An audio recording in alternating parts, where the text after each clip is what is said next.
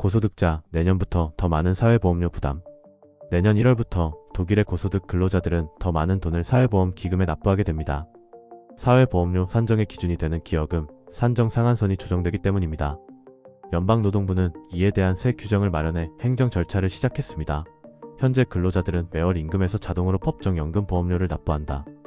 다만 월 8,050유로세 전까지만 부과되고 이를 초과하는 소득에 대해서는 보험료가 매겨지지 않습니다. 그러나 이 상한선은 매년 재조정되며 2026년 초부터는 8,450유로로 상향될 예정입니다. 법정 건강보험과 간병보험에서도 비슷한 조정이 이루어집니다. 상한선은 300유로 인상된 5,812유로 50센트가 적용될 전망이다. 또한 공보험에서 사보험으로 전환하려는 경우에도 더 높은 소득 요건이 필요하게 되는데 현행 월 6,150유로에서 6,450유로로 상향됩니다. 독일은 이번 조정이 현재 진행 중인 독일 사회보장제도 개혁 논의와 직접적으로 연결된 것은 아니라고 설명하고 있지만 연금 및 보건 지출이 갈수록 늘어나는 상황에서 장기적으로 재원 확보 방안을 마련하는 것이 시급한 과제로 꼽히고 있습니다. 디셀도르프 라인강에서 맘모스 치아 발견. 디셀도르프 라인강변에서 보존 상태가 뛰어난 맘모스의 어금니가 발견됐습니다. 발견 지점은 디셀도르프 TV 송신탑 맞은편 강가로 약 30cm 길이의 무게는 4kg에 달합니다.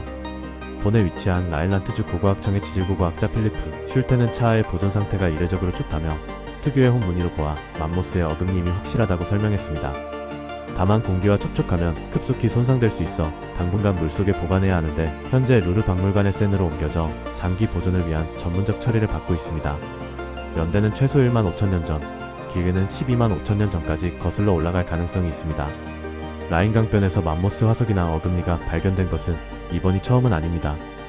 2012년 디셀도르프 지하철 공사 현장에서도 맘모스의 상아가 출토된 바 있으며 같은 해 겔젠키르헨의 건설 현장에서도 맘모스 어금니가 발견된 바 있습니다.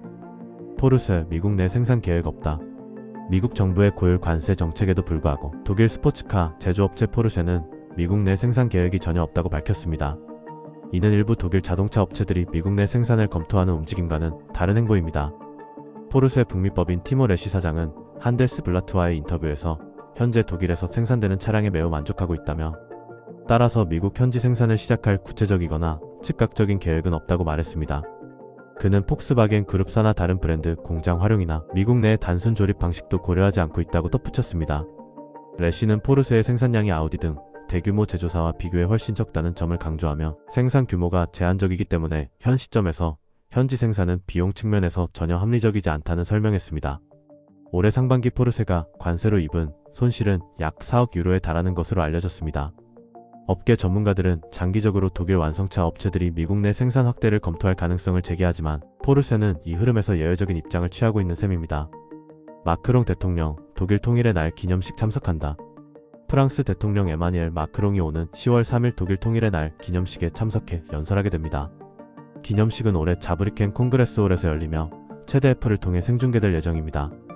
앙케 레을링어 자르란트 주지사는 긴급 기자회견에서 프랑스 대통령이 독일 국경 도시에서 연설하는 것은 역사적 신호이자 자르란트의 큰 영광이라고 밝혔습니다. 독일 통일의 날 공식 기념식에서 외국 정상이 연설하는 것은 드문 일인데 2000년 자크 시라크 당시 프랑스 대통령이 드레스덴에서 2001년 알렉산드르 크바시니에프스키 당시 폴란드 대통령이 마인츠에서 각각 연설한 이후 20여 년 만입니다. 레을링어 주지사는 이번 행사를 독일 통일의 날 중 가장 유럽적인 날로 만들겠다고 강조했습니다. 기념행사에는 유럽의 거리와 다채로운 문화 프로그램이 함께 준비되며 독일 - 프랑스 색채가 두드러질 예정입니다. 한편 이번 행사에는 마크롱 대통령 외에도 폴란드 상원의장 말고르자타 키다바, 블론스카, 우크라이나 리비우시 대표단, 한국통일부 장관, 그리고 룩셈부르크 벨기에 대표단 등이 참석해 국제적 의미를 더할 예정입니다. 메르츠 독일 총리와 마크롱 대통령은 이번 행사를 통해 독일 프랑스 엔진이 다시 가동된다는 메시지를 대내외에 발신할 것으로 보입니다. 여론조사 AfD 지지율 최고치, 보수연합과 격차 2%포인트로 좁혀 9월 6일 발표된 최대 F방송 여론조사에 따르면 집권당 체데우 CSU와 SPD는 유권자 지지율에서 크게 변동이 없는 반면 독일을 위한 대한당은 사상 최고치에 도달하며 연합과의 격차를 크게 줄였습니다. 정당 지지율은 다음과 같습니다. 체데우 CSU 27%, AfD 25%, SPD 15%, 녹색당 11%, 좌파당 10%, 베에스베 3%, FDP 3% 순입니다. 현 수치로는 흑적 연정인 체데우 CSU와 SPD는 여전히 의회 과반 확보에 실패하는 것으로 나타나고 있습니다. 한편 정부 성과 및 메르츠 총리 평가에서는 메르츠 총리에 대한 긍정평가와 부정평가가 각각 46%로서 임기 내 최악 평가를 받고 있습니다.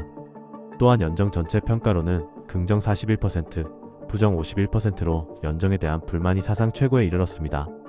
주요 사회개혁에 대해서는 전반적으로 부정적으로 나타났는데 보건개혁 정책에는 기대 25%, 불신 72%로 집계되었으며 연금개혁에 대해서는 기대 23%, 불신 75%로 나타났습니다.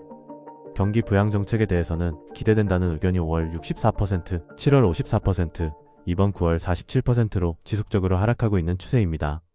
그러나 고소득층 증세에 대해서는 68%가 찬성을, 28%가 반대를 표했는데 특히 보수연합인 최대우 최혜수 지지층에서도 56%가 찬성을 표했습니다. 사회복지 삭감에 대해서는 찬성 40%, 반대 52%로 나타났는데 최대우 최혜수 지지층에서는 65%, AFD 지지층에서는 54%, FDP 지지층에서는 73%의 찬성률을 보였습니다.